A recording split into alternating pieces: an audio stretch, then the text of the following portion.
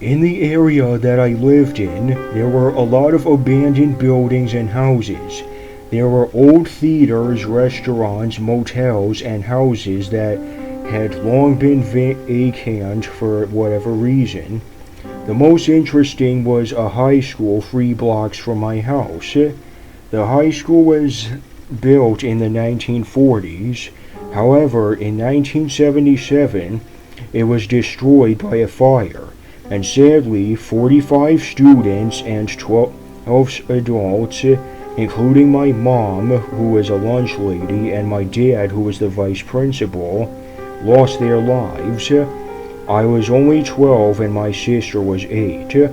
We had an older brother named Mike who went to that high school.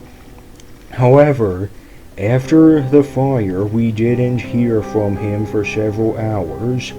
We eventually caught up with him and we all moved to a relative's house.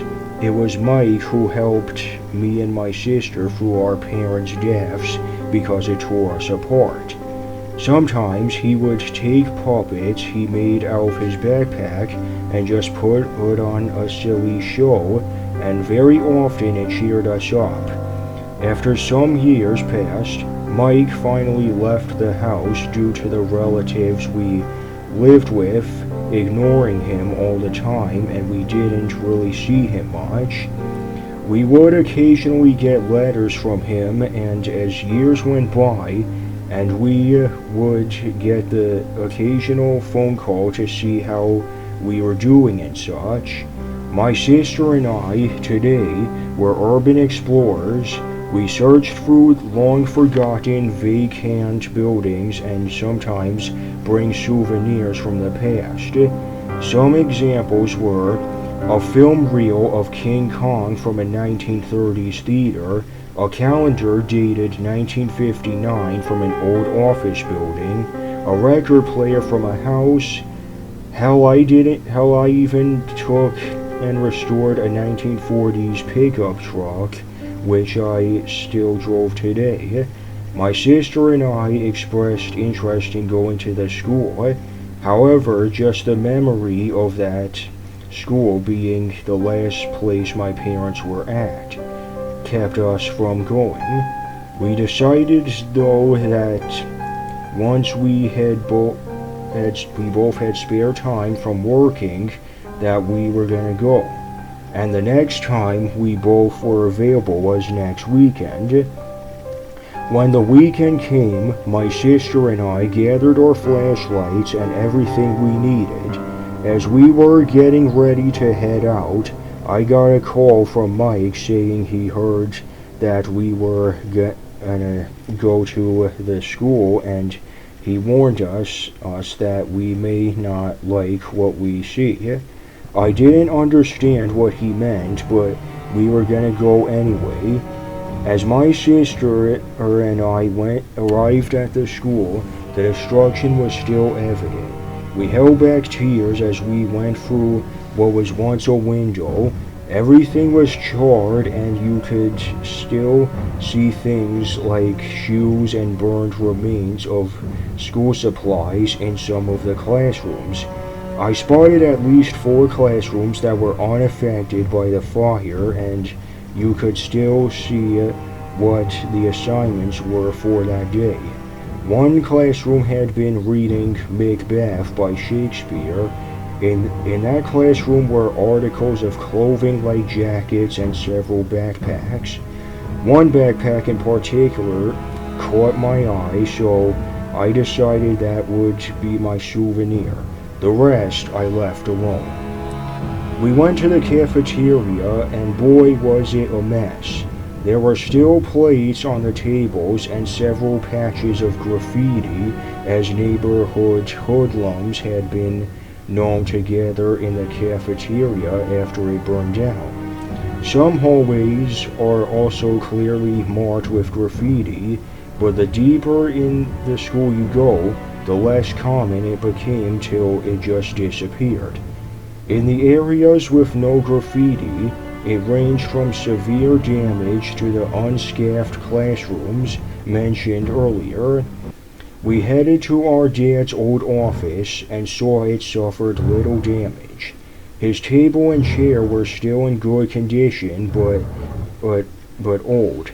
We saw photographs on the floor, and when we picked them up, we saw they were old family pictures of us.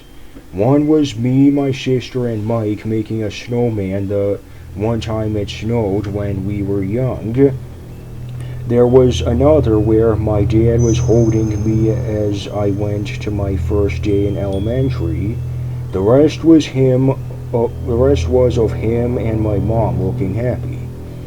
Tears were coming to me and my sister's eyes as my sister took the pictures and put them in her backpack. Carefully, we decided we had enough and went straight home. When we got home, I went through the backpack I picked up. Most of it contained just random drawings, but as I went through it more, I discovered puppets that looked extremely familiar. I looked at the school assignments and read the name on all of them. Each paper said Mike Duran. It couldn't be. I called Mike, but there was no ring. I then called one of the relatives I lived with after my parents' deaths and asked where Mike was. Her response chilled me to the bone. She said, "Bobby, I thought you knew. Mike died in the school fire along with your parents. I thought it was strange when you and your sister would mention him, but I thought it was something that would help y'all cope, so I never said anything. He's buried in the same cemetery as your parents. Go 6 headstones to the right and you'll find him. I'm so sorry." This could not be true.